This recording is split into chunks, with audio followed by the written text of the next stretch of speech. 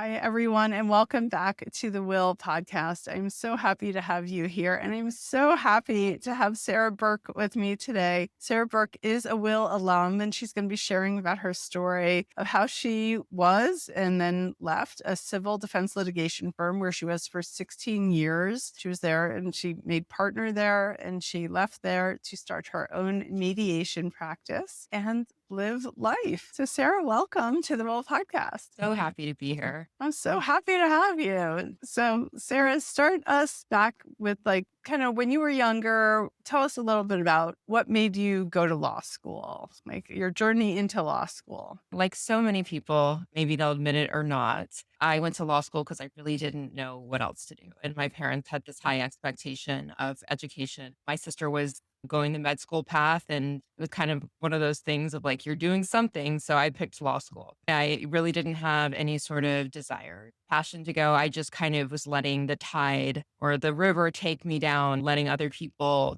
dictate what I should do with my life. And so I went to law school. That's so common. So often I hear that. And then sometimes I hear, I never even really wanted to be a lawyer. Was that your experience? Absolutely. I'm not saying it's a bad career in any way, shape, or form. There's people who are very happy to do it. I saw a woman today post about I think the Florida bars today, and she was saying that she's so happy now because she's a lawyer. And I love that for her. I do. I absolutely love that. But lawyering was not something that I wanted to do. I mean, people would say, oh, you're so good at arguing. You should be a lawyer. I think is just code for you're a little a-hole. Or like you're a bossy young girl. I really, just from hearing that story from so many people since starting Will, arguing is not what most lawyers do all day. That does not equate with having a happy career and a happy life. Agreed. In fact, you have to really maintain your cool a lot as a lawyer. If you want to be successful, you have to be measured. So tell us a little bit about your career and take us into what brought you to Will also. So I graduated in 2008 from law school, and the economy hadn't quite crashed yet. Time that I graduated, and I was going to take my New York bar as well. I wanted to move back up to New York, practice there. I did both. I took the Florida bar, New York bar, and then the economy crashed. So I moved back down to Florida. I was able to get a job at the place I had been a summer clerk, a place that I had a relationship with, and they were really great to offer me this opportunity to work there, Butler down in Tampa. But when I was a summer there, I just didn't really think I wanted to do insurance defense. I didn't find it very sexy. I was like, there has to be something better, but they were grateful. And I wasn't going to turn down a good job at a good firm in that environment. So there was a few years where, I mean, finding a job in general in the economy was very hard. I was in a good place. I worked with good people. So I just continued my career. And at that time too, I was just kind of not really tapped into what I really wanted in life. I was just kind of going through the motions. Ended up making partner there 9 years in or so, and then eventually made an equity partnership role about 3 years ago. And then they made me a hiring partner too at the same time that I made that more the equity partnership. And that was a lot. It was great. The hiring thing was something that definitely, in so many ways, led me to becoming what I am now. But it's just funny how the road takes you there. But that's kind of the overview of my career where I really liked the people I worked with. Me leaving, a lot of it had to do with my mentor and former boss and partner who was really good to me and really nurtured me as a person, both professionally and personally. And I felt a huge sense of loyalty and obligation. A lot of it was out of people pleasing. A lot of it was out of things that women do to themselves that were like, if I leave, what's going to happen kind of thing. But it got to the point where I woke up every single morning not liking what I was doing. And it was really starting to be a detriment, not only to myself, but also the people that I didn't want to disappoint. Exactly. Like you said, that is so common. And so many women, lawyers especially, are like, I'm going to let other people down, or I can't give up on this mentor has invested so much in me and I don't want to disappoint them. And so what were some things that helped you overcome that? Well, helped me overcome that because I was at a breaking point at that point when you met me. I was really lost. I really was drowning and I knew that I couldn't do it on my own. I didn't have, and no pun intended, the willpower to do it on my own. I knew that I needed somebody to help me change my mindset. But I also knew, like, when you can't wake up in the mornings because you just don't want to do your job, when you're not doing your job to the best of your abilities. I mean, I was good and everyone's like, you're so great. Why would you? And I was like, I'm good, but I'll never be great. I'll never be great. And people didn't want to agree with me, but it's the truth. You should never put all your energy into something that isn't for you because you're never going to be great at it. And what a waste. You were like, people say I'm good at what I do, but I'm never going to love it. I'm never going to be great at it because I don't love it. I remember that was a poignant moment for you. And so, how did you find your way to will? Remind me of that. I had been listening to some podcasts before this podcast existed, some ones about leaving law, things like that. The Lawyer's Escape Pod's another one of them. And I just was listening to people's stories and their journeys. And I was kind of binging those episodes and listening to it in this way where it was, can I be that? Can I be a person who takes the risk, takes the leap? At that point in my life, I was dipping my toes into the idea of it. And you were somebody that I had seen on LinkedIn. I think you'd been a guest on some of those podcasts. So I was following you and kind of orbiting you a little bit, like a little ghost. And then finally, one day, I reached out. It took me about a good few years, actually, really do it. But I was at a breaking point. Thank you for sharing that you were at a breaking point. You were orbiting and circling. And here's to all my lurkers out there. I love you. Like, I'm here for you whenever you're ready to connect in real life and at least in virtual life. Definitely takes a lot of courage. But you said you were at a breaking point, but like, what was that moment that made you be like, okay, I'm going to book a call with Elena? I really can't remember an exact moment. It was just this overwhelming feeling of just so many times of just breaking down crying, of just not feeling good in my body. Like, this couldn't be it for my life. It was like a snowball effect. I am somebody who makes changes in my life. Sometimes it takes a while. Now it doesn't because this was a huge leap for me. But so I'd made a lot of changes in my relationships, my personal relationships, but in my career, I couldn't. And I think part of the reason was just because my career was something that had been so steady. And there were so many people at the firm who were important to me. So it was very hard for me to leave that. But even my mentor and partner, Tom, there was too many times I was in his office just being like, I can't do this anymore and crying and feeling like that energy just shouldn't be put out there. It shouldn't be put out there for the people who I was working with who want to do this career. I didn't want to be that person anymore. It wasn't helping you, it wasn't helping them. It was time. In what ways did our work together, in what ways did doing Will help you? Not gonna lie, I was a little skeptical of the whole process because I'd never been coached in that capacity before. And I was an athlete, so I don't know why I was so skeptical about it from a mindset. I've always done therapy. I've always been somebody who's very into that. But I think it was just how we started with such basic things. Like, I'll never forget just you making me do this exercise where you're like, what do you want your day to look like and feel like? And you're just like, what? But by doing that, your mind starts to go, oh, like, I want to wake up. I don't want to feel this way. I want to feel this way. I want to feel excited. I want to feel expansive. I want to feel like I have autonomy over my time. I want to this, that, this. I think what started to really click for me was allowing my brain and my mind to explore possibilities that I had not even thought of or explored. Before it was, I just don't want this. I don't want this. And that's a very negative mindset. Your whole process is very, let's focus on some positive things. Yes, it's very in theory right now, but your brain neuroplasticity is a thing. You allow your brain to start actually going to certain like positive ideas, then your brain starts going, oh, this exists. This could exist. The evidence is right there. You have people in your alumni and your calls who were doing it. So you can't be like, who am I to say I'm the only person who can't change? That's a little bit mean and rude to yourself. Totally. One of my favorite reframes for myself is whenever I'm like, I can't, to like, how can I? How can I? There's so much like negativity and shoulds and you have to, and this is how it is, and this is the path. And so many women lawyers have come to me and said, like, I did all the right thing. Like, I got the good grades. I went to the good schools. I was at a great firm. I'm still not happy. Like, what's the matter with me? Instead of seeing like, maybe this environment is not the right environment for you. Maybe this work isn't the right kind of work for you. And that's the thing is my work is great for some people. It's not an issue of it not being a right thing for somebody. It just wasn't right for me and it never really felt like a fit. You know, I'm an achiever, so I want to do the best in everything that I was doing. And there were aspects of my work that I enjoyed. A lot of the clients I got to meet, the people I worked with, that was pretty much it. It's definitely about the people for you. And so then what else in the will process like helps you begin to think more expansively and open your mindset to new possibilities? I mean, honestly, I think what I described of just like my mindset shift, the exercises that you would do, then you became more focused in how it went from kind of broad to more specific. That's, I think, your process. I mean, that's really kind of how I saw it. So we started very broad of just allowing my brain, like letting my toes dip into the positive ideas of what my life could be. And then we would focus more on, okay, let's really talk about the things that you are good at. What specifically are you drawn to, even currently in your job or in life, in every aspect of your life?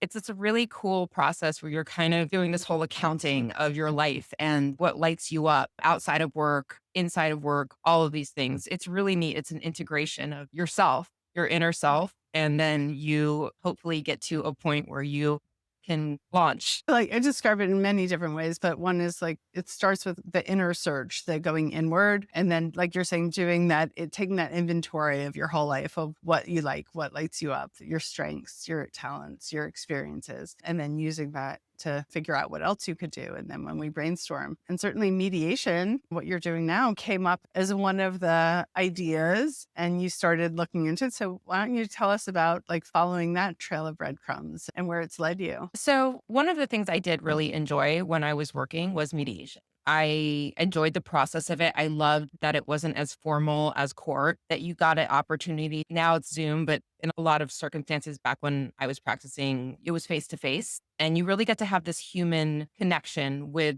this thing that doesn't really seem that human for it's always documents, papers, pleadings, things like that. And I just remember a lot of the mediators, especially some of the women mediators I worked with, I just remember just watching them, the way they moved, the way they talked, the way that their energy was. Mediation is something that would come up a lot from people who knew me, from myself, from those things. And it also was this thing where I didn't feel like I was throwing away my 16 years of hard work, education. And there was aspects of the law I like. There are elements of it that are creative, but mediation in and of itself is a very people oriented process. And I'm very attuned to people's emotions. I hate saying this, but a little bit of childhood trauma really helps you out sometimes at reading micro expressions. I love my parents, but we all have. Just put it out there, the elephant in the room. That's kind of who I am. I'm a sensitive person. I'm sensitive to a lot of things around me, smells, sounds, things like that. So mediation is something where I also get to be creative as well in the moment. I'm not sitting there reading documents, editing stuff. I'm a right brained person. I've learned how to be more linear sometimes, but I think creativity in mediation is a strength. I've been doing it now for about 6 months and I actually really do enjoy the Yes, I really do. So it's one of those things where it does fit with my personality and I've gotten better at it as I keep doing it. And the strengths that I've wanted, the weaknesses that I had that worried me about it, I'm working through those now too. I think a pivotal thing then I think about you and your journey also is like you were in conversation with someone about maybe joining their practice and you decided not to. Would you be willing to share a little bit about that? And because I think that was like an important thing that you got from what you said you got from your will journey also that you really put into play there. There was this thing with me where I wasn't as confident in myself to do something on my own, which was a huge part of my will journey as well, is just kind of accepting the fact that I could do something on my own. I was talking to somebody who wanted to have me join his practice, and he was great and very generous with his time. We talked for months and months and months while I was exploring the opportunity. And then towards the end, there was some discussions about the contract, things like that, and we just couldn't meet on that. And the biggest thing for it was no fault to him. He's running a business. He wanted to create something that would be lucrative for him. But for me, for what we had talked about, for what I had decided I wanted in my life, which the number one thing was autonomy. That was a huge autonomy is a huge theme that we had in our coaching sessions. And I realized for what he was envisioning and what I was envisioning, autonomy was not going to be something that I would have. Travel, being able to do things that I want without having to ask permission of somebody else. And like I said, as a businessman, I respect what he was trying to do. And I told him that. And we actually have spoken. He's checked in on me. I trained most of my co mediations with him. And I really appreciate what he gave me because he entered the chat a few months after I started working with you, as you know. I don't know if I would have had as clear of a direction if he had not come along. Everybody enters your life for a reason. There's teachers and everything. And he literally was a teacher for me, but it just wasn't a fit. And that's basically what I said to him, which was a huge thing for me too, to say that without feeling horrible. I mean, I was scared to say, you put all this time into me and I can't accept what you're offering. And he received it very graciously. And that was huge too. That was huge. Yes. Standing in my power, like I remember that before I was going to call him, I was so nervous. I had to write everything down. I was like, he's going to be mad at me. Everyone's going to be mad at me. My firm's going to be mad at me. Everyone's going to be mad at me. No one was mad at me. Nobody was mad. No one is going to be mad at you. If people care about you, then they will be happy for you. They don't want you to be miserable. If they want you to be miserable, then you shouldn't care about them. End of story. Bingo. That's really it in a nutshell. I remember you saying like it was really hard for you to stand up for yourself and not go with him, and you did it. Yeah, with grace, without apology. I mean, without all of those things, because that's the thing now, too. Like, that's how I am now. I am not the girl that you met, the woman that you met in December of 2023. I like now, with a lot of people in my life, I'm like, no, don't apologize. Like, I'm like, don't, because you don't owe me an apology. So, how do you feel like Will helped you like have that courage to just really say what you want, not worry so much about other people being mad at you? I mean, it was you saying those things to me. Literally. I mean, it's that simple. You're just like, what have you done wrong? You just even reminding me, like, if they care about you, then they're not going to be that way. And also, not even just that, it's just like, but it's your life.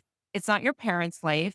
It's not your coworker's life. It's not your client's life. It's not any of these people's lives, right? This person, like, it's your life. That's something that I think I knew that. I knew that at a deep cellular level, but it's so hard for people to, especially women, to do that because they want to make sure that they're pleasing everybody else. And I like to refer myself as a recovering people pleaser. It is a very hard thing to overcome, but you helped me because you were so nurturing. I was also in therapy as well with a great therapist. Actually, her name's Elena, but it's spelled with an A. So it was like I had these two. These two Elenas, that's so weird. Someone that has happened before, like someone else, like their mother is named Elena. Just, I mean, I also think it's just, I didn't attend as many of the group calls, but I attended some. And I think it's just also being honest with the people around you. At first, it might be hard, but if you're just honest and you come from a place of authenticity and honesty, and just like I said, you're very nurturing in the process, but you also push, you challenge. You have to challenge those things because it is a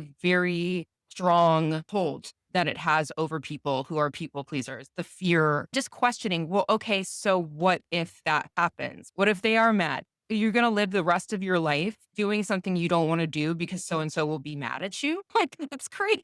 It's crazy. And it feels like that's the only option people feel like they have. I'm supposed to be doing this. I should be doing this. I don't see another way. And when you don't see another way, it's easy to give up on yourself. I actually had this experience yesterday. Like, for some reason, like the dog needed a grooming. And like, I arranged my day yesterday, like more for the dog than for me. Right. And I was like, summer here right now, it's hot. I was running back and forth to the groomers and I was like, why did I do this? And note to self, like, I'm no longer going to prioritize the dog's grooming over my work day. So, like, no one's immune to this and there's no shame in it. I'm laughing about it now. And it was a really potent reminder of how quickly we can just be like, oh, this other person or thing or pet or whatever their needs are coming before my own. Listen, I'm not going to say this because I'm not a mother. I don't have a child. Nothing to do with being a parent. Just let's take the parenting out of it. But one thing that, like, promise I've made to myself recently is that I'm always going to love myself more. And that's just something I don't think I ever really had the concept of. And I think that started with my well journey. I was divorced last year and I've dated some. That's been a really crazy experience for me in terms of just being this new version of myself. Shout out to ChatGPT, who has been a little bit of a therapist, but I was able to work through a lot of stuff with that. Just the other day, I said, my promise to myself is I'm always going to love myself more than I love any man or anything else, really. Like, because here's the thing, like, it's not saying I want to be this selfish person that doesn't love anybody else. It's just that self-love is the best gift you can give yourself. Changing a career that you hate is self-love. Choosing yourself in a situation where that's what matters is choosing yourself. That's self-love. And you're not going to be the best version of yourself unless you love yourself. And I think that's the well journey is about learning to love yourself, nurture yourself, learn who you are, right? Because a lot of us don't know who we are. We don't take the time because we're so outward. We are always focusing on, for me, with my job, I was in charge of so many associates and people and calendars, and it was always like out. The only thing I felt internally was pain,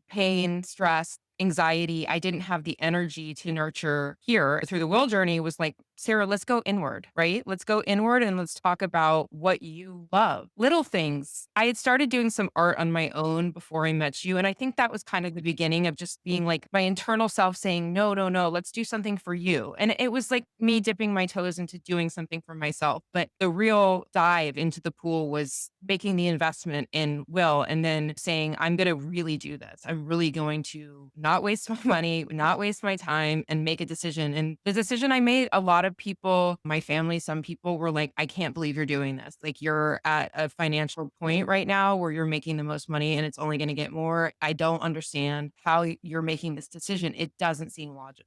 I said, I don't have to explain to you why, because I'm miserable. And if I'm miserable, shouldn't you, if you love me, want me to be happy? And it's back to that self-love, right? Like if that's the number one priority, they can have their opinions and you can still love them, but you're prioritizing your love for yourself. And if they've come around, the whole family has. Like, my dad was so happy when I decided to do it on my own, got really in because he started his own accounting practice. He had worked for a big outfit back in the day, and he has helped me a ton with a lot of my accounting and stuff like that. When you really go for what you want, the people in your life who care about you, like, and they see that, like, you're embodying this choice and that it's not something that you just decided to do out of nowhere, like, they'll support you. They will. They may not at first, and you just have to stand your ground, not fight with them. Like Mel Robbins, let them have their moment because honestly, it's more of a reflection of their fears. It's not just about you, it's about them, right? Like them not making risky decisions, them taking the safe route. And people don't want to admit that maybe they should have taken the risk. Maybe they should have made the leap. That's an indictment on their life.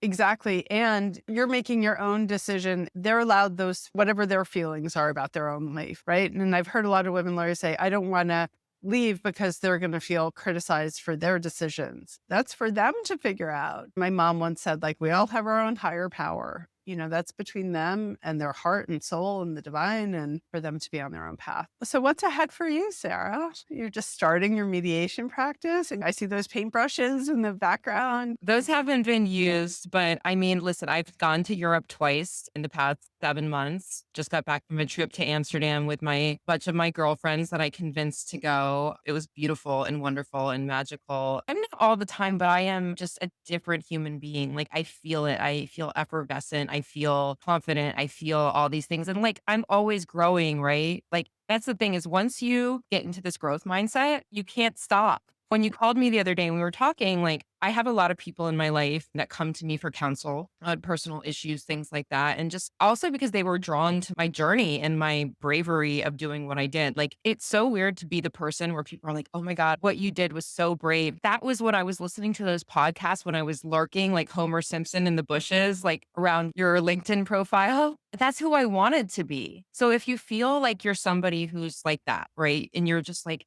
you have that thing, but like it couldn't be me. It can. If you have that little desire inside, you have the idea. So, like, one of the things that I love coaching, obviously, what you did for me was life changing. Like, I could have lived the rest of my life being unhappy where I was, making good money, but not enjoying my day to day. I took a nap right before this. Hate to rub it in people's faces or working a 9 to 5. I do want more business and business is picking up, but I can still map out. Like, for me, I've decided I only want to do this many mediations a month. I don't want to be the person like grinding on both ends. I don't have to. My point is, like, I want to look into coaching, not necessarily for career stuff, the whole idea of self-love, which I think is the root of everything, not just relationships, but just everything you do on a daily basis, boundaries, people pleasing, those things. You're just glowing and healthy and vibrant and unapologetic. Yeah, like that's the thing is like even in my mediation practice now, when I first started, obviously like it was scary, but there was this one day where I was like, you know what, Sarah, just go with your instinct, do what you need to do. I've stopped questioning myself as much. I mean, listen, I still like people that I work with who have known me in the past, I always say, hey, let's have a call. I want to hear what you thought. Before I would have not even been able to handle that. I want to start looking into coaching, but I'm going to start dipping my toes into that for people that I are in my life that have expressed interest, but do it for free, see if it's something I really want to do. It's not something I'll probably do full time. The mediation is something I really want to focus on, but I do think that I want to share that type of journey in some capacity. I got this with you. It's the year of the snake, Alina. And remember, I found out that I got this last year, not in the year of the snake, but this, it's true. Like I have shed so much. Now that summer's over and there's more marketing, I'm going to start leaning into that and doing some free coaching for some women, see if I can make an impact in their lives. And if I can, then I'm going to charge forward. Love it. You're a natural coach. What I love is like the full circle of you being the person who was lurking in the bushes and I don't know if I can, and now doing what you did and leaving and starting your own thing and not going with that mediation partner, trusting yourself, loving yourself, creating this life of with autonomy and flexibility and travel and self-love. And that's the thing that's pulling people towards you. And you were so worried about disappointing people and letting other people down, they'd be mad at you. But you being exactly who you are is the very thing that is making people happy. And here's the thing too, like I just want to say is that you start doing stuff. You're not feeling comfortable when you're doing it. Like when you're standing up for yourself, when I talked about that call to the mediator to say I was a mess. But the thing is like, so what I say, if you want to sign up for Will, like just do it. Just do the thing, right? Confidence is not a feeling, it's an action. I can't claim that. The truth is that if you do the thing, even if you feel shaky and terrible while you're doing it and anxiety, you're still doing it. And then you do it and a good outcome happens. And then you're like, oh, so then your nervous system actually starts to go down a little bit and you start doing the things more. That's why I mean it's a snowball effect. Yes. Do the thing, reach out to Will. Sarah, this is so beautiful. Where can people find you for mediation or other potentially coaching that's not like public quite yet? If people wanted to connect with you or find you more about your mediation, where would they find you? It's Work Resolutions, Sarah Burke. I'm located in Tampa, Florida, LinkedIn, of course. Right now, the coaching is more of a testing beta phase, I guess you would say. Great. And just people in your life right now. Well, Sarah, I can't thank you enough for sharing all of this. I know it's going to inspire and help someone else. Well, thank you, Elena. Yeah, you're the best. I mean, I can't emphasize enough if you're unsure about the investment. Like, I get it. It can be a lot, but at the same time, your happiness and it's just worth it. And I am grateful every single day that I did it, every single day. So thank you for being you and doing this. It's my pleasure and my honor. And seeing you thrive and happy and loving yourself and spreading that message is just beautiful ripple effects. So thank you. And like Sarah said, if you're thinking about this and want to reach out to me, please do. I like to say where there's a will, there's a way. Let's get you on your way. Thanks so much.